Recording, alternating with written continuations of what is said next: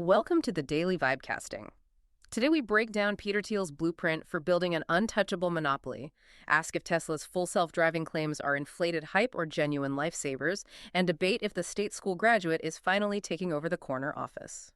We have curated a really fascinating stack of sources for you today. Our mission is to understand how the elite players capture and maintain value. I mean, from generating these 10x innovations to executing hyper-specific year-end tax tricks, all while the very infrastructure powering AI's future is being built, quietly in the background. It's really a deep dive into strategy versus skepticism. Okay, let's unpack that. I think we have to start with the foundational strategy that seems to drive every mega company today, which is just market dominance. There's been massive engagement around a summary of the Peter Thiel masterclass posted by @Janix, and it's all centered on that core thesis: competition is for losers. That phrase is less of a punchline and more of like the ultimate entrepreneurial red pill, isn't it? If you're in perfect competition, you're just selling a commodity. You're struggling for every last bit of margin. Thiel's whole point is if you want to generate real, sustained profit, you have to escape competition entirely. You have to build a monopoly. And this thread, it lays out the blueprint. A couple of things really stood out as, non-negotiable for building that moat. First, you have to deliver a 10 times improvement. Not just a little better, but 10x better. And second, you stack those advantages. Network effects, an ironclad brand. That's the engine. That's the value creation part. But the most staggering financial bit from that post, it was Thiel's claim that 75% of PayPal's value was more than 10 years out in the future. 75%, that's a wild number. It is, but think about why that matters. Only a true monopoly, one that's protected by those strong network effects, can confidently claim value that far out. If you're in a competitive market, that future value just gets competed away instantly. So the goal is to build something so defensible it can withstand time and, crucially, influence. And you see that influence piece popping up elsewhere. AdXFreeze posted a clip of Elon Musk arguing that X's advantage isn't just users, but its concentrated influence density, among executives, policymakers. Once you capture the market value, you need a platform where the decision makers who protect that value all hang out. So the goal shifts from just making money to kind of making the rules. And Thiel claims this structure is what drives innovation. Founders aren't scrambling for short-term profits. They can think long-term. Okay, that sounds good on paper, but this is where we have to apply that skepticism. If monopoly drives innovation, who loses in this model? Well, consumers lose optionality, for one. And maybe more importantly, the replies to that XFreeze post. They were all about content limitations. The implication is that influence density might come at the cost of, diverse expression or even fair access. It's a trade-off where the founder always seems to benefit most. Right. Okay, so moving from the grand strategy of making money to the nitty-gritty tactical game of keeping it. We saw this critical post from @AnchorNicole, a successful founder, who dropped a massive 20,000-word tax strategy guide right before the December 31's deadline. Talk about turning finance into a sport. The timing is everything. It's designed to create this intense financial urgency for other founders. Nagpal literally frames taxes as a game with legal loopholes. It reinforces that Thiel idea. If you're smart enough to create 10x value, you better be smart enough to keep it. He was focused on these really urgent year-end moves. And the details are so specific, it really shows the leverage you get from just knowing the rules. He highlights maxing out health savings accounts. That's a $4,150 limit for an individual. And crucially, using the Section 179 deduction. And we should probably take a second to explain what Section 179 actually is. Because the number itself, up to $1.22 million, doesn't tell the whole story. This deduction lets businesses immediately expense the full purchase price of qualifying equipment or software. Instead of depreciating it over years, you write it off now. This isn't just a small adjustment. It's a massive government incentive to buy capital right now. So you can immediately write off millions on new machinery or software that the government wants you to invest in. But, that brings up a huge question of accessibility, right? Is this game really playable for the average small business owner? Or is this just for the founders who already won Thiel's game? That's the second-order effect, exactly. The people engaging with this post are founders like Austin Allred, people who've already succeeded. This guide is about wealth preservation for the winners. It just reinforces that the tools for extreme success, whether they're strategic or financial, they are not evenly distributed. Which is why the game analogy is so perfect. Okay, so if capturing value requires these high leverage decisions, let's pivot to where the highest leverage is today: technology. where the stakes are literally life and death. Full self-driving.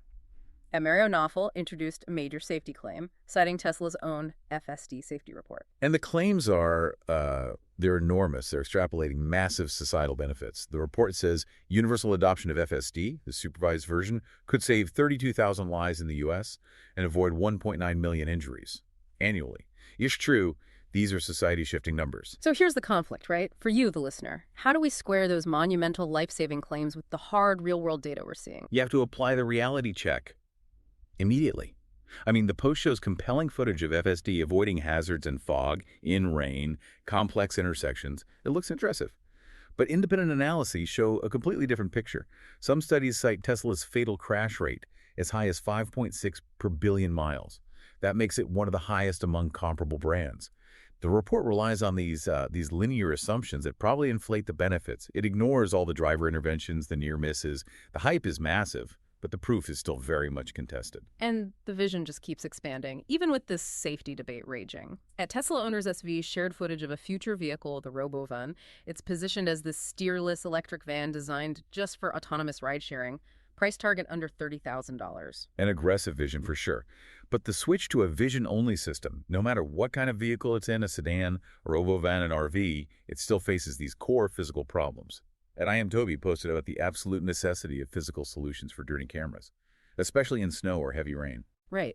Vision only is cheaper, but the real world has mud and ice. The solution they showed was spinning lenses to keep the cameras clean. It seems pretty elegant. It is, but that mechanical fix introduces a known trade-off: mechanical failure. Moving parts break. Other prototypes, like from Uber, used air blowers. No moving parts. So for FSD to actually deliver on saving those 32,000 lives, the sensors have to be absolutely infallible. And the industry is still debating how to get there. Okay, let's shift from the sensors on the car to the core, expensive, capital-intensive infrastructure that powers all of this. The chips. The Fabs at Bourbon Cap shared a fascinating video of Intel's Fab 52 featuring ASML's critical lithography tools. This is where the future is actually being built. This is the hardware that makes every AI model, every FSD calculation even possible. The video shows ASML's twin-scan EUV machines. Now, if you're not following this, EUV stands for extreme ultraviolet. Think of it like the world's most precise, most expensive pencil drawing circuits on silicon measured at the atomic scale. It's what enables the next generation of advanced chips. And the scale of this investment is it's global. There are over 107 new fabrication plants under construction right now. And here's the dynamic you have to understand. Asia does a lot of the fabrication, but the US and Europe dominate the tool manufacturing. This benefits companies like ASML. They have a virtual monopoly on EUV tools, and other key players like KLAC and LRCX. It's so complex that only a few companies control the supply chain that decides how powerful the next generation of AI will be. So let's contrast that massive hardware investment with one of the killer apps it enables. Yeah.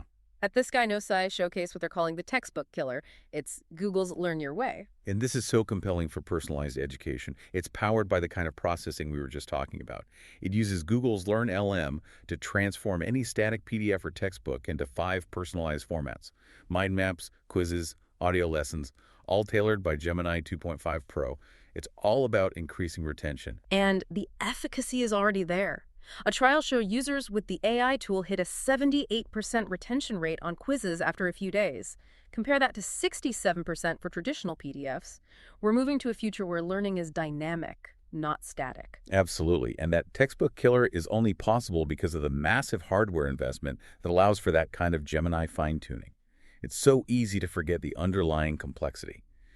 At Chessman76 posted a great visualization of how a program's process stack grows and shrinks on the chip. It's a reminder that these slick, high-level AI tools are sitting on top of a mountain of fundamental engineering. Okay, from foundational engineering all the way up to fun, high-level AI. The democratization of creation at NVIDIA Official showed off Kling 2.6 motion control. It's an AI tool that can animate a static character like Vecna from Stranger Things to do frame-accurate TikTok dances. That's just raw creative power for anyone. It's impressive, for sure. It's a technical novelty. But does spectacle equal sustainable innovation? That's the question. I want to pair that with a critique from @Ernesto Software. He used an AI text-to-app tool, Rourke, to build a prototype he called TikTok, but for video games. You swipe, you get a random minigame. That sounds incredibly addictive. It is. But Ernesto, who's a successful developer, he's already forecasting the death of what he calls AI slop consumer apps within 5 years.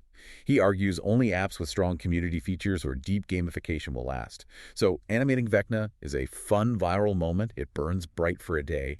The real innovation is the structure that keeps users engaged long term. Let's shift gears completely and look at the workforce. Who is running these fabs and building these apps? We saw a great debate introduced by App Boring Biz featuring former Goldman Sachs CEO Lloyd Blankfein on talent acquisition versus, traditional pedigree. This is a classic debate, but the source is what makes it so interesting. It's Goldman. Blankfein argued that while Ivy League schools give you a higher average quality graduate, the absolute top graduates from state schools, he specifically mentioned the University of Minnesota, often exceed Harvard's best because they have more grit, more resilience. That is a huge statement from a firm that was notorious for its Ivy-only recruitment pipeline. It feels like a defense of resilience.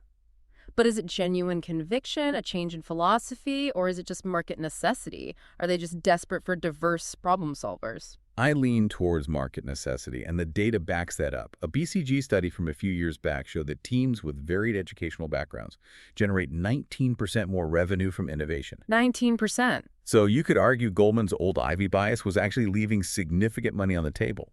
Blankfein's defense of resilience now feels like a strategic admission that the market forced a better, more effective talent strategy on them. Speaking of market efficiency, let's look at how consumers are managing their money. At Aaron P613 highlighted Apple's TikTok ad for Apple Cash.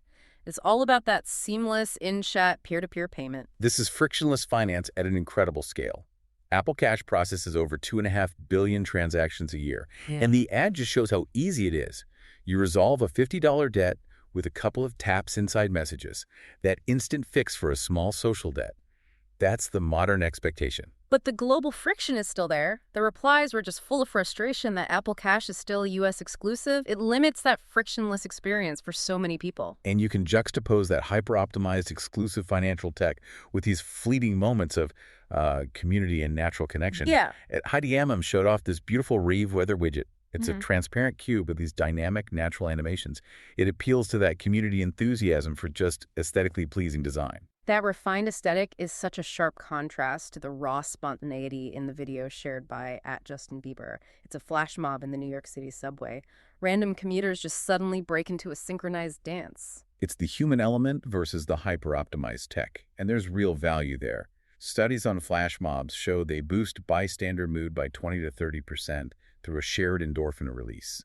It's just a powerful reminder that as we're all striving for this flawless, automated perfection, there's an immense, measurable value in spontaneous human connection that tech just can't fully replicate. Wow, what a dense ride through strategy, tech, and talent today. We covered the mandate for an untouchable monopoly and how founders capture that value with precise financial planning. We explored the tech race against reality, especially with FSD's life-saving claims and the massive infrastructure needed to power it all. And finally, we looked at how talent is being redefined and that contrast between efficient finance and, spontaneous human connection. If we connect all those dots, you have the intense hype around Tesla's FSD claims, promising to save 32,000 lives. And you pair that with the very real physical challenges its vision-only system faces. And you add in the massive global investment in foundational computing power. My prediction is focused squarely on accountability. The regulatory bodies are facing massive potential benefit on one side and persistent fatal crash data on the other. I think they will face immediate increased pressure to either mandate independent third-party verification of Tesla's safety metrics or establish clearer federal liability standards for autonomous systems. And they'll have to do it by the end of Q1 2026. That decision is going to define the competitive landscape for autonomous tech for the next decade. That would certainly accelerate the pace of true innovation. That's the vibe for today. We'll see you back here tomorrow.